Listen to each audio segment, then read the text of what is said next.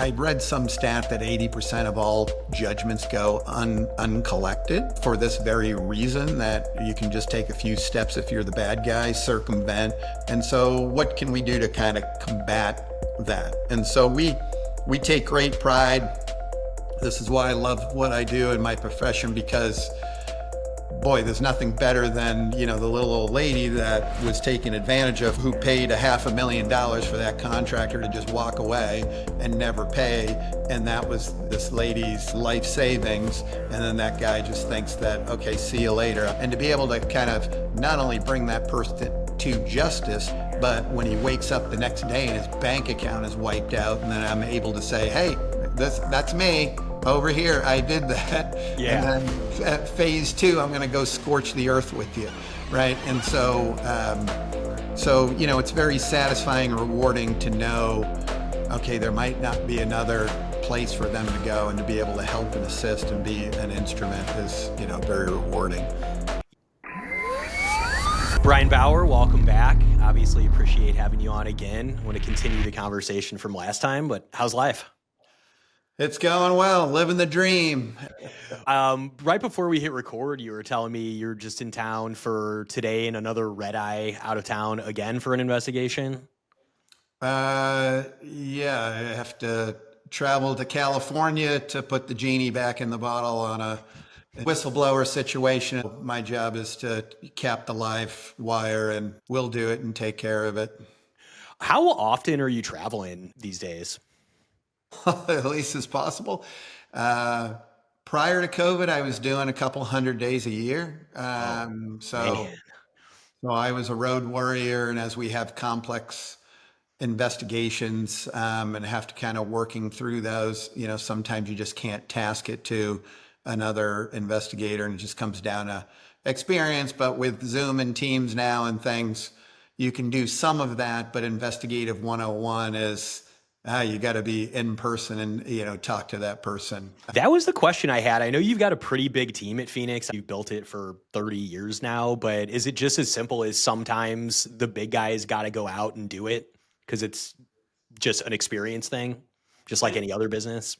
Yeah, we have lots of great senior investigators, but oftentimes it's the World Series, and hey, you got to come in and pitch the last 3 outs, which is the most important. So sometime with that empirical knowledge, it's one of those things where you've seen it, touched it, tasted it hundreds of times, and you kind of already know your 3 chess moves ahead. And so ultimately, that's just a lifetime of experience. I know most CEOs and founders enjoy getting out of the technician chair. I know you're kind of a sicko. You still love doing it, right?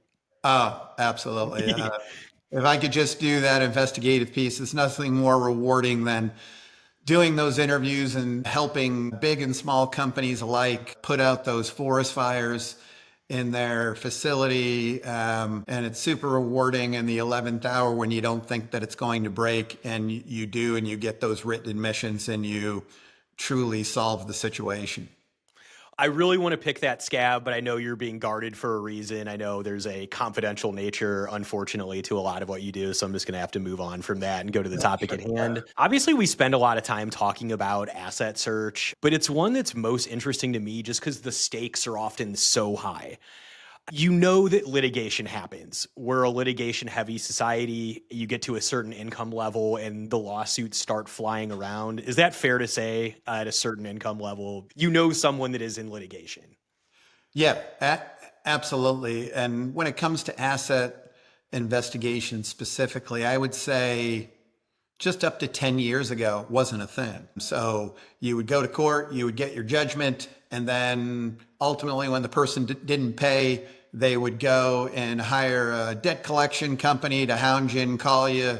And, ultimately nothing would happen to it. And then these companies would just write it off as bad debt, bad paper. There's more litigation than ever with cyber crimes and people taking advantage of people. You spend all this money in litigation, you get to the end game, you have that beautiful piece of paper, and then what? In some cases, hundreds of thousands of dollars in litigation to get your multi-million-dollar judgment, to only have that piece of paper, that bad guy switch the bank accounts around and you're just left holding the bag and they're not paying. On the hiding the money side, there's endless financial instruments and business restructurings and bankruptcy. On your side of it, the technology has changed, the ways people get caught has changed. How much of this has become an arms race over the last 10 years? What's fairly unique is we've come up with a process and the ability to find lots of these hidden assets that other companies have not been able to figure out yet. So we're in high demand from that perspective, but we're always working behind the scenes to become more educated and find out what is the latest scam, how are they circumventing it. It's like the Aaron Brockovich when, hey, we win $400 million, but guess what? Good luck. We just moved it offshore and you just spent millions in litigation for up in smoke. So what we're able to do is connect the dotted lines. And as these people get these sizable judgments, we follow the money trail and then find those cash accounts. It seems like there should be an instrument for the legal world or investigative institutions to be able to do these things. Why do they not work with people like you directly? And why does the end customer have to reach out to you often? Yeah, I think we still have that perception and stigma that, there's certain information that is private and you can't get, right? And that somehow it should be private. And I'm all about that as it relates to from an FCRA perspective or protecting your privacy. But those laws or the GLBA, the Graham-Leach-Bliley Act, those were created by senators to give the individual privacy, but not to circumvent $1 million judgment or a $10 million judgment, right? Mm-hmm. So under all of those guidelines, there's permissible purposes in which you can obtain and get that information. And so I think it's just an education out there to the masses to know there's certain permissible purposes in which you can obtain this information and should be able to obtain this information. And this person shouldn't be able to hide behind some generic law statute that runs cover for them so they can continue to defraud people out of their life savings. A couple times we've gone back to legislation that seems to at some level enable crimes or at least obfuscating assets. Why do you think that is permissible?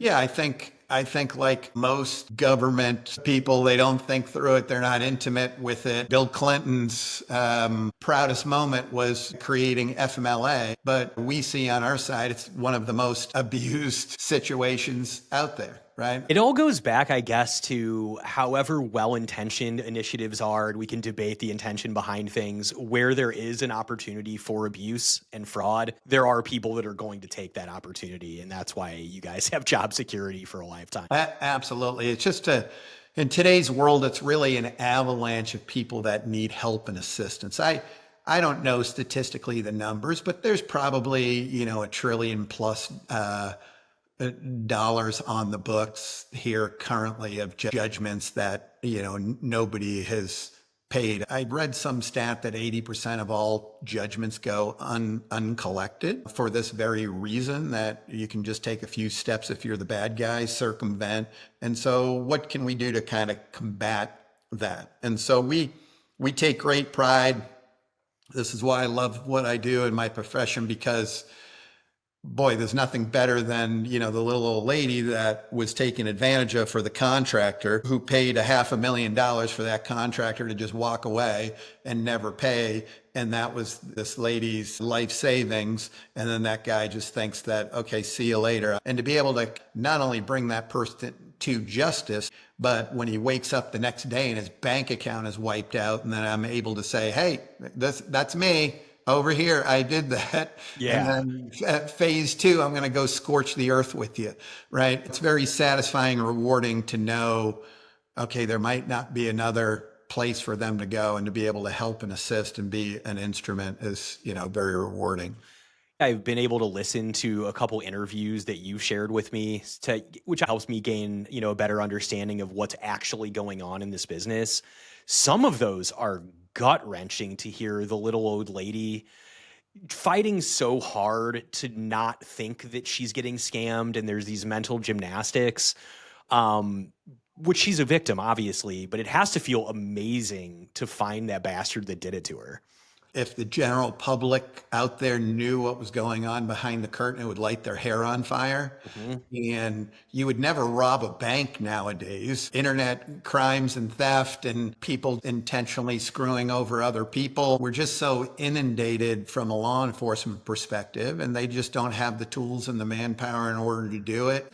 My client sends the 130,000, never gets to the vendor. It's intercepted by the bad guys. And then what happens? That money goes to little old Mary, 75 years old, in her bank account. Well, how does it end up in Mary's bank account? They're going to come, hey, I need you to just do me a favor and open a bank account with $100 in it. They open a bank account for $100 and, oh, I'm just going to wire, the 130,000 into your account because I need to go ahead and put a deposit because I'm going to come live next to you, this and that. Oh yeah, I'm super excited. They put the 130,000 in Mary's account, and then they wait a few days, and then what do? They tell Mary, hey Mary, can you send this to me to this crypto account for Coinbase?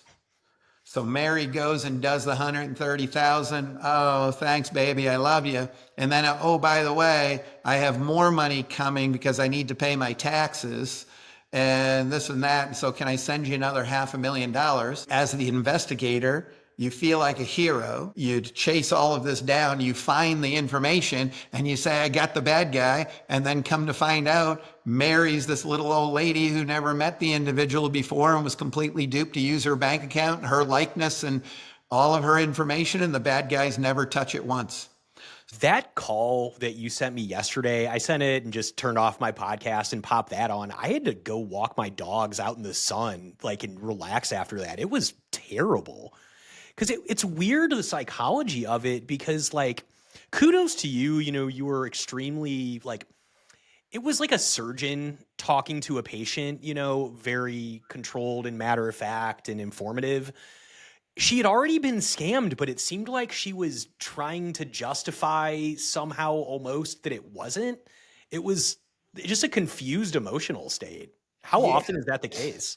It's kind of like the Stockholm syndrome, right? Where you start to sympathize with your captors and then start assisting and helping, right? And so I would say 9 out of 10 times as I'm talking to these elderly people who are involved in these money mule types of schemes, they will lie for the bad guy. They will keep in mind, they don't think that they're a bad guy. They think that's the love of their life. Nobody's given them attention like this. Wow, they're much younger. They're attractive. I think in the recesses of their mind, and just even on this call, you could see where my frustration at times comes out, because in reality, you never personally gave them any of your money. Why is that? Well, because I think in the recess of your mind, you kind of quasi don't believe that this is a real thing, but it's warm in the dopamine and it's somebody's giving me attention, but we're living in a fantasy world type of thing. And so it is just in the billions of dollars, and there's a new fraud scheme invented every day by these people. It's heartbreaking when you see all these money mules. I talked to an FBI agent a few weeks ago on another case, and he said, Brian, we're doing 6 to 7 of these money mule cases a day, knocking on these doors to just find it's another elderly person duped. And he said, half of them will lie to me for 30 minutes to where I have to say, by the way, if you lie to a federal FBI agent, it's a crime and you can go to prison for it. And then they're like, okay, let me tell you the truth, right? And so same thing of this, little old Mary that I sent you, she's sobbing on the phone, not because her bank account was used for fraud. She's sobbing because she's now coming to the realization this person that she's committed a year to and confided in and shared photos with and all of these intimate moments is a person in Nigeria or over in Europe or somewhere else. So it's the emotional mental thought, and they still can't wrap their head around that. As you heard in the recording, she sends all this money to Bitcoin, and I'm saying, Mary, you're 75 years old. Did you even know what a Bitcoin was prior to this person having now? Do you know how to use it prior to? No. And so did you ever think of like this money is just being laundered through your account and then being sent to Bitcoin? So again, it's a crisis. There's just thousands of these different fraud schemes, and it's really hard for, the client/victims to keep up with this. No, that phone call was actually disturbing, and I don't like better you than me dealing with that all day, every day, and that has to in some way change your constitution as a person. But it was like part psychiatrist, part investigator on this call where it kept circling back to like, sweetie, you were part of a scam. This isn't a person that you thought it was. And in reality, sometimes you still can't convince them. I had one a year ago. The lady had $5 million go through her account on one transaction. She went, met with the bank, lied, said she was buying a home in Ecuador. All of these things that this bad guy put her up to, and then had this money go through. And I could not convince her that this person was a fraud. How do we inform people about this pig butchering money mule problem? Some of these people talk to them for 5 years daily. So just think about what that commitment is to the same person talking to this person for 5 years. Talk about a slow roll for your payoff. This is, Ocean's 11 type of planning, right? What also blows my mind is the conversation that I sent to you. I call her up. I identify myself as an investigator, and what I'm looking, she doesn't ask one question for me. And at the end, I'm saying, okay, well, I need you to go ahead and work with me and maybe get other monies from the bad guy so we can try to figure out who's sending this to try to recover for my client.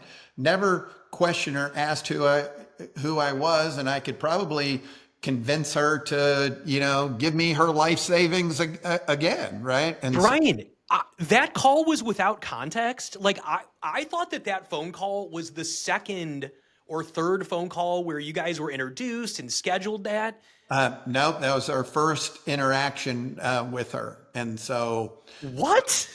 Yeah.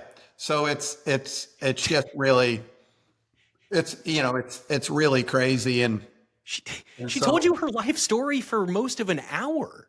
And she was more embarrassed that I had talked to her daughter previously, because it's just, a super embarrassing private thing for her that she didn't want her, adult daughter to know. So, it's not only,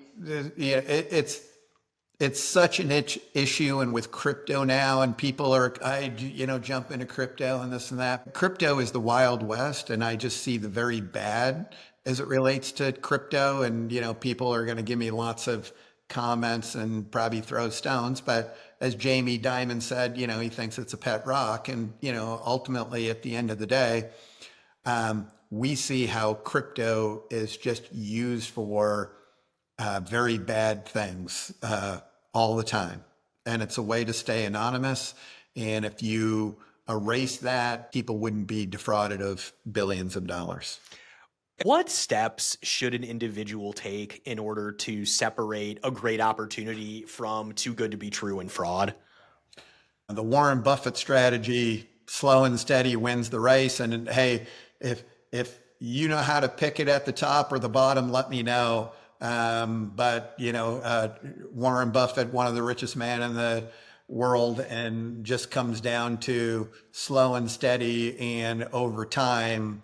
And so if it's too good to be true, probably is.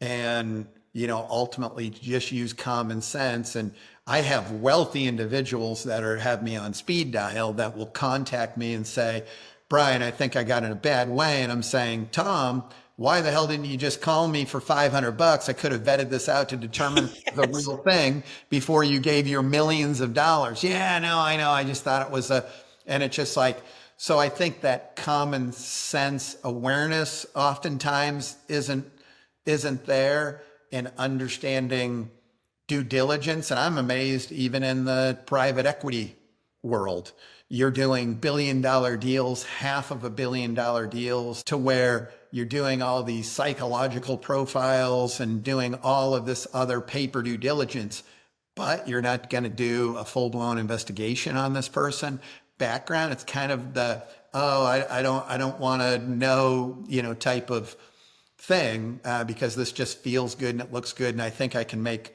a lot of money at it. And so, I would stress to people, for very little monies, do your due diligence, do your homework, and you'll avoid stepping on a lot of lifetime landmines. Someday it'll be more common knowledge that people like you exist, and even more common knowledge that when it's too good to be true, it is. But until then, we'll keep getting the word out. Appreciate you coming on, Brian, and looking forward to chatting again next time.